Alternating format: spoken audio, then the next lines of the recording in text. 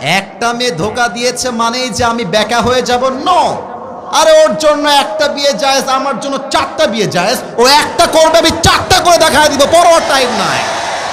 29 বছর পরে ইনভেস্টিগেশন করে আপনার সালমান শাহের খুনি বের করছেন, আর বাংলাদেশের কোরআনের উজ্জ্বল নক্ষত্র, কোরআনের পাখি আল্লামা সাঈদীকে জেলখানায় ঢুকে 12টা বছর নির্যাতন করে শহীদ করা হয়েছে। এর বিচার কবে হবে? আমরা জবাব চাই। বাগমারার ভাইরা বলেন। ও, নায়কের বেলায় দরদ উথলায় পড়ে, আলেমদের বেলায় দরদ উথলায় না। কারণ আলেমরা তো ভারতের দালালি করে কথা বলে না।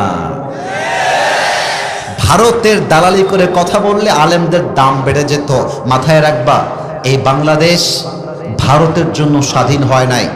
এই বাংলাদেশ স্বাধীন হয়েছে মায়ের ইজ্জতের বিনিময়ে। এই বাংলাদেশ স্বাধীন হয়েছে হাজারো যুবকের বুকের তাজা রক্তের বিনিময়ে।